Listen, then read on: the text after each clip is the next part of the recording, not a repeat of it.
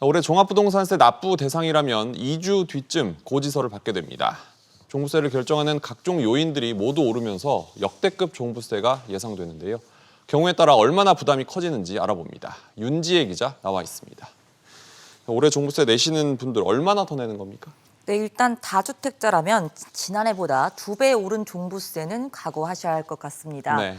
몇 가지 사례를 들어보겠습니다. 강남권에 아파트를 한 채 갖고 있으면 지난해보다 올해 보유세가 140만 원 정도 오르는데 두 채가 있다면 화면 보시는 것처럼 4,589만 원으로 껑충 튑니다.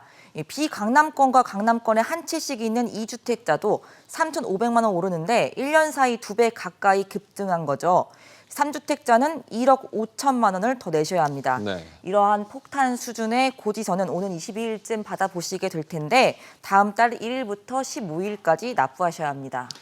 폭탄 수준이라고 표현하셨는데 네. 공시가격이 오르긴 했습니다만 종부세 과세 기준도 높이지 않았습니까? 네, 말씀하신 대로 지난 8월 국회에서 1가구 1주택자의 종부세 과세 기준선을 기존 9억 원에서 11억 원으로 올렸습니다. 따라서 납부 대상자는 줄어들긴 했는데요. 네. 하지만 종부세를 결정하는 이런 각종 요인이 모두 오른 게 문제입니다. 우선 공시가격의 기준이 되는 시세가 대폭 오른 데다가 정부의 공시가격 현실화 로드맵에 따라서 공시가격 시세 반영률도 올해부터 2025년까지 매년 2%에서 3% 상승합니다. 네. 게다가 지난해 0.6에서 3.2%였던 종부세율이 올해 2배로 뛰었고요. 이 종부세 과세 표준을 정하기 위해서 공시가격에 곱하는 비율인 공정시장가액 비율도 90%에서 올해 95%로 높아집니다. 이 같은 세금 강화, 결국은 다주택자가 매물을 내놓게 하기 위함일 텐데 효과가 있을까요? 일단 다주택자들의 부담감은 상당히 커지겠죠. 때문에 매물이 늘 것이라는 시장의 기대감은 있을 수 있습니다. 그런데 매물이 크게 늘지는 않을 것이라는 게 중론입니다. 네. 왜냐하면 지난 6월부터 양도소득세가 최고 75%까지 늘어나다 보니까 그전에 팔 사람은 이미 팔았기도 했고요. 전문가 얘기 한번 들어보시죠. 네.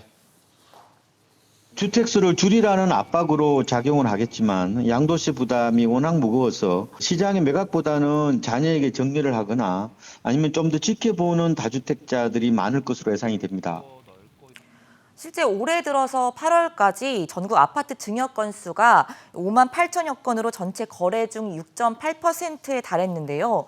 2006년 관련 통계를 집계한 이후 가장 높은 비율입니다. 네. 그리고 또 다른 변수는 내년 대선입니다.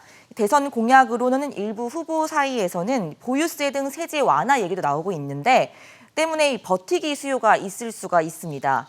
세액 부담이 만만치 않지만 일단은 내년 선거 결과를 보고 시장이 움직이려고 할 수 있다는 얘기입니다.